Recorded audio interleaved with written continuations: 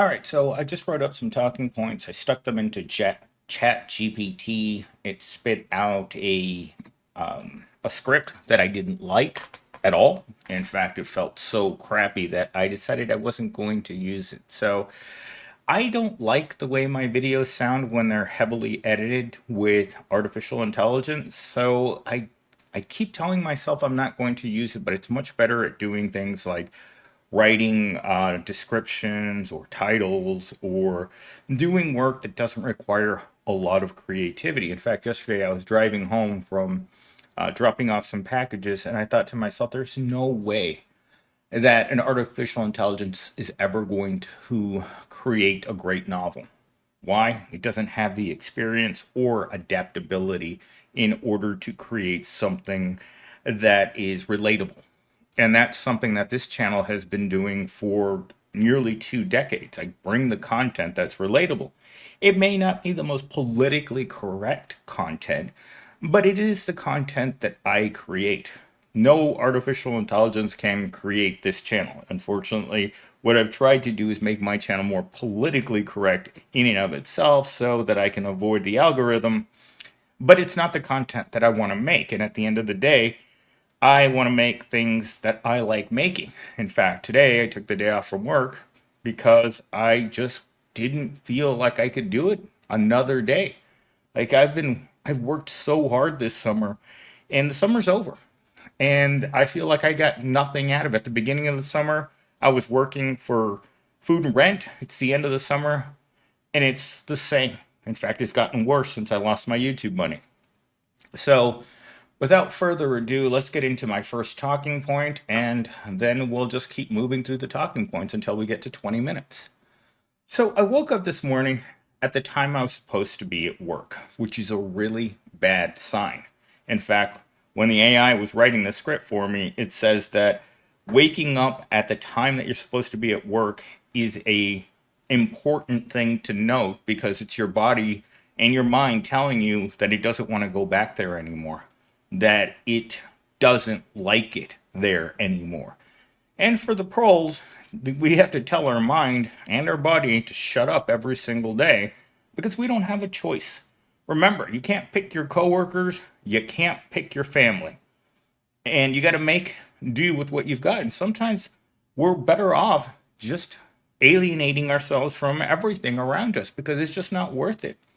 In fact, most people at work that are remote, they don't want anything to do with the office. And that's something that I mentioned in yesterday's video, but more and more people are choosing not to show up at work because work is where you get sick physically from germs from other people's kids, and mentally you have breakdowns. In fact, yesterday I had one of the guys that works in another state. He kept calling me and interrupting me while I was doing other things yesterday because he really wanted to talk to me about how unhinged of an encounter he had with a fellow coworker. And I mean, I had 3 long conversations yesterday about unhinged people in the workplace. How do you think I felt when I got home? It wasn't as bad. It was worse than the video that I made yesterday. In fact, last night I was having a nervous breakdown. After I drank my beer, I kept thinking to myself, like my mind was telling me, we can't go back to that horrible corporate job of yours. It's just not possible without going completely insane. All right, talking point number 2. I feel completely burnt out from the corporation. I wonder why I wrote that. There are times when I'm sitting at my desk yesterday at the exact moment that I'm supposed to be going home while I'm being reprimanded by my boss because I didn't write a correct description in something that I purchased for someone else. And I'm just like, this is so petty. This is ridiculous. I mean, I'm not going to make up a story for every single thing that I purchase. I purchase tens of thousands of accessories, dollars worth of accessories every month, and millions of dollars worth of equipment every year. I have for 3 years. That's my job. But you get to the point where it's just not, the effort just isn't there anymore. You're just like, yep. All you do is you punch the cookie into the cookie, use a cookie cutter, punch out the cookie, and then you move on. You just do that all day on a conveyor belt. And then someone wants to walk up to you and tell you that's not how you punch the cookie. You've got to turn it this way. You just look at them like, it doesn't matter. The cookie's round. You can turn it in every direction you want. The cookie is always going to be the size of the cookie cutter, no matter how much you think that's wrong. All right, talking point number 3. I think it's time to finally get my resume out. So, if you guys don't understand how to write a resume with artificial intelligence, I highly recommend that you get on YouTube right now and get that resume out and start editing it, because that is an area where artificial intelligence is going to shine, because it knows what keywords are out there. And so what you're going to do is write the resume backwards, right? Not what you want from yourself, but you're going to take the job description and you're going to tell the artificial intelligence to write a resume for that job description. Based on that command alone, there's no way you don't get a job interview, because they probably did the same thing. They asked an AI to generate the job description, and now you, in direct competition with their a-hole tactics, are going to use the same thing. Write me a resume, chat GPT, and that's what's going to happen. It is going to tailor your skills exactly to that job. And it may sound like an ugly thing to do, but I have been doing that for my entire adult life. In fact, I got in trouble with HR because they said that I kept submitting too many different resumes. And you know what my response was? You keep submitting too many job descriptions. So if I have this job and my skills don't perfectly match, if I'm not doing that job, that's how stupid this is, people. If I'm not actually doing that job, how can I possibly qualify to do that job? And that's the conundrum we're in, is that that's what they want you to do. That's why they want all of those years of experience. They practically want you doing the job that you're applying to for 5 to 10 years, even though nearly every job you go to in America is going to be different. Even going from Taco Bell to Chipotle to, I don't know, some hot dog shop out there, it may be the same type of work, but they literally want you to have the experience for that job. That's how ridiculous the job market is out there, especially for the higher paying senior level jobs. That's how you're going to get a job, though, people. Remember that. You heard it here. Have an artificial intelligence write a resume based on a job description. Can't lose. All right. Moving on to my next talking point. I'm going to use my list of assigned tasks. So, in the past, what I would do is I would take my previous jobs, I'd look at the job description, and I would align what tasks I have to correspond to the job description on Indeed, right? Well, if you're going to create a generic resume that's just going to be sitting out there on Monster, Indeed, Jobbing, LinkedIn, all those sites, you're going to need something that really encompasses everything you do. And by creating a assigned task list of requirements that you currently have at your job, is going to show that everything that you do, it may be a lot, it may be not enough, it might need to expand in certain areas, but most of us out here are generalists. And because we're generalists, we're exploited to the nth degree.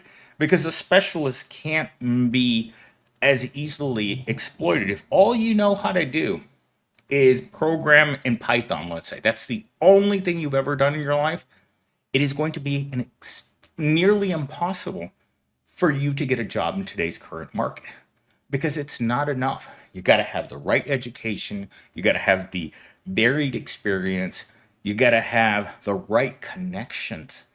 There are a lot of ways in which you can get sidetracked in the world of looking for work right now, because there are a lot of smoke and mirrors. There are a lot of ghost jobs out there. When I get hint that the job isn't real, guess what? I take my information back, because if the job feels funny, then chances are all they're trying to do is get your information, your personal information, and sell it to someone to try and make money. That's a business. And unfortunately, they're out there just with everyone else. It's not like they don't know where people are at. They know where desperate people are at. They're over at Indeed submitting resumes for crappy jobs they don't want. All right, moving on. The amount of work that I am asked to do per day is completely out of control. This is one of the things last night while I was having my nervous breakdown that I thought, it's just like, how many more things can they ask me to do? I mean, the last task that I had yesterday was walking a person at another school through a tutorial on how to submit work requests through a website. And any person should be able to do this, but this person is really young. They probably got him extremely cheap. And even this guy told me, yeah, this is exactly what he said to me yesterday. It's like, millennial steam. I got hired to work in the entry level computers, right? Computer repair, computer, just a super entry level help desk style position. But his boss had already asked him what he knew about air conditioning, because he wanted him to get upstairs and work on a compressor. And he just said to him, it's like, I don't know anything about that. That's how bad it is in America. You apply for one job, and you might be standing on the roof of that same business figuring out how a compressor works. Why? Because they don't want to pay more money. They want people who are going to take it upon themselves to be able to figure out all kinds of strange things in the workplace. Like, I never imagined myself interacting with HR, AP, and purchasing all in the same hour, sometimes multiple times an hour. I have no experience with doing that. My entire career has been spent fixing computers. That's it. I am not a person that is, I'm not an easy to get along person, I'll tell you that much. And that's why I have no friends. And that's why my life is pretty, I don't know, pretty miserable. I just don't do well with the outside world. And again, depending on your social skills, it may lead you to different kinds of jobs. The more extroverted you are, the more likely you are to land in a job that requires a person that's extremely positive, agreeable, open, lacks any neuroticism in their personality whatsoever. I'd say that the technology field is full of neurotics. I'd say that it's full of people who aren't open to new experiences and people who are disagreeable. Being agreeable in technology is not a trait that is commonly found there. All right, my next talking point is the turnover at the corporation is outrageous. Even though I decided that I wasn't going to work, I kept my work computer on in offline mode, and I think there has been at least 20 new people that have been onboarded just today. And the most outrageous one, the most ridiculous one that I seen this morning was a person with a master's degree in law. I don't know what kind of law. He just said master's degree in law, applying for an entry level sales position. That's how hard it is out there. That's how hard up these insurance companies are. These whatchamacallit, anything that sells a subscription, like for cable television or used car salesman or car salesman, anyone that has to do sales, it's going to be those young, very young people who are willing to work extremely hard making those calls and convincing people to buy their product. Because it's even harder now because people have a lot less money. People are very, very aware that there are people who want what they have. And when you get to a position where you're living for food and rent, that little bit of extra money that you're going to spend on perhaps a membership to a massage parlor or a gym membership, anything that's going to take away money from you at the end of the month is something you're going to be extremely concerned about. And it's something that it's going to make you aggressive towards salespeople in the sense that if you really want it, you're going to want a very deep discount. You're also going to want a variety of other things from that person, which they don't want to give you because remember, they don't want to compromise on anything. They want to maximize their profit and and hurt you as much in the pocketbook as they humanly can. I'm not saying that they're all going to provide you great services, but they all want your money. I mean, we live in a world where we're saturated, we're completely surrounded by advertisements for things that we probably don't need. And that means that we always have to be on our guard when it comes to our money.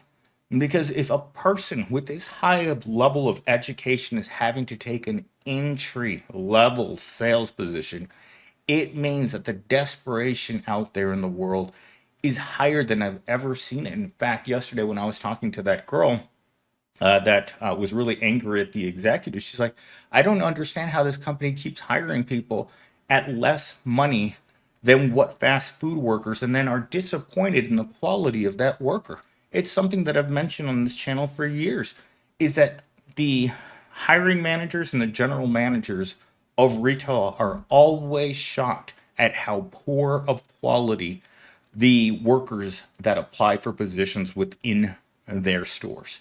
In fact, for the past week, I've come to the realization that my current Gen Z worker is a person that has stayed in the $15 to $20 bracket his entire life because he has no ability to learn. And that's something that's sad because I can see that a person like this is going to be extremely limited by their ability to function in the workplace. And that happens to people. You know, I think about this all the time when I'm sitting in my car at a red light. Sometimes I'll look around and think to myself, you know, this is the proletariat. These are the proles that I'm completely surrounded by the proletariat and their ability to work at a high functioning position is extremely limited.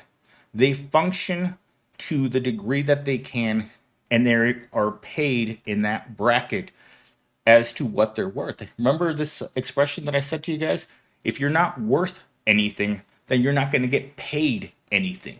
And that's exactly how the job creators feel about the proletariat. You're not worth anything to them.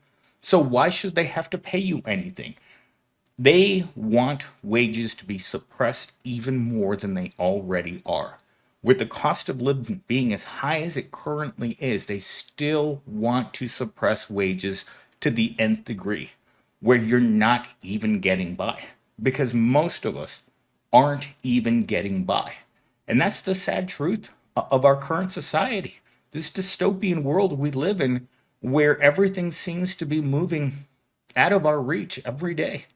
And there's nothing we can do about making them pay more, making them make our lives more comfortable. Because if I've noticed anything since the pandemic, they've decided that making us uncomfortable while at the same time criticizing us, humiliating us, and treating us like children is all part of their game. The Happy Meal toy at the end of the week, well, that's been normalized. And unfortunately, we're not moving back to a world in which we're supposed to be happy.